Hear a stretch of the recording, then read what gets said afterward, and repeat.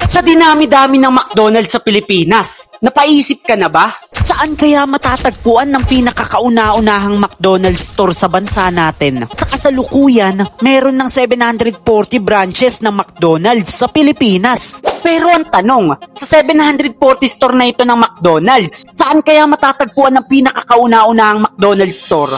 Ayon sa Google, matatagpuan ng pinakaunang McDo sa Pilipinas sa Murayta, Manila. At ayon pa sa Google, ang McDo daw na ito ay nandun pa din hanggang ngayon. Pero ang pinakamalaking palaisipan sa mga tao, bukas pa din kaya yung pinakaunang McDonald's? O sarado na din tulad ng sa Jollibee? Nga pala, sa mga hindi pa nakakapanood, sa nakaraang video ay pinuntahan din namin ang kauna-unahang Jollibee sa Pilipinas. Pero sa kasamaang palad, sarado na pala yun ngayon. At dahil pinuntahan namin ang pinakakauna-unahang Jollibee sa Pilipinas, dito na pumasok sa isip ko na bakit hindi din namin puntahan yung pinakakauna-unahang McDo sa Pilipinas. Kaya tara, samahan nyo kaming hanapin ang pinakakauna-unahang McDo sa Pilipinas. So mga kaibigan, ngayong araw ay pupunta tayo sa pinakakauna-unahang McDo sa Pilipinas.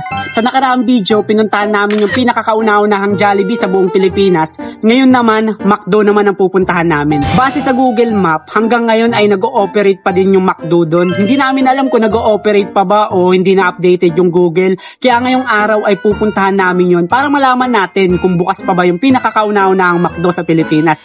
Kaya tara, samahan nyo kami. Dali-dali na kami nagbiyahe papuntang Manila. Malayo-layo din kasi sa amin yung lugar na yun. Mga kaibigan, nandito na kami ngayon sa Maynila at malapit na kami 7 minutes away na lang, malapit na kami doon sa may pinakakauna-unahang McDo sa Pilipinas. Di lang namin alam kung nandun pa yung McDo. Kaya tingnan natin. Sana nandun pa kasi nagugutom na rin kami.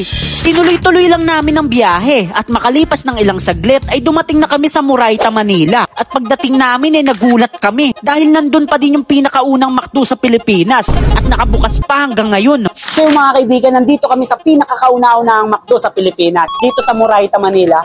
Ayun yung McDo mga kaibigan. Itinayo ito noong 1981 at hanggang ngayon 2025 na nandito pa rin. At hindi siya basta-basta tol, talagang maayos din.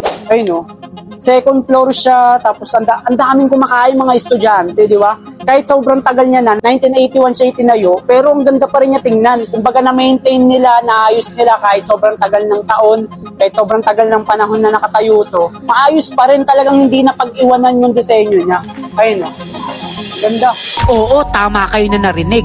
Dahil kahit 1981 ito itinayo, hindi siya mukhang lumang McDonald's. Talagang na-maintain nila ng maayos. Sa labas pa lang makikita mo na maayos pa din talaga yung store na ito. Agad na namin pinasok yung loob ng McDonald's na ito para makita kung maayos din ba yung loob. So yung mga kaibigan, nandito kami sa loob ng pinakakauna-unahang McDo sa Pilipinas. At ang una naming napansin tol, talagang nakasabay siya sa mga modernong McDo. Kasi kung napapansin nyo, meron na rin siyang machine, yung umo-order ka na lang tol. Kumbaga hindi siya napaglumaan tol. Kasi 'di ba sa mga bagong mga fast food restaurant ngayon, nakaganyan na.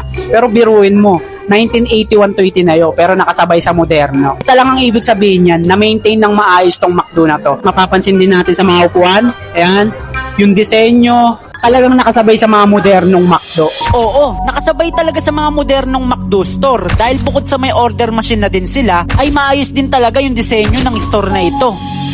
At dahil nandito na din kami, ay nag-order na din kami na makakain dito para sulit talaga ang pagpunta. Busog-busog talaga.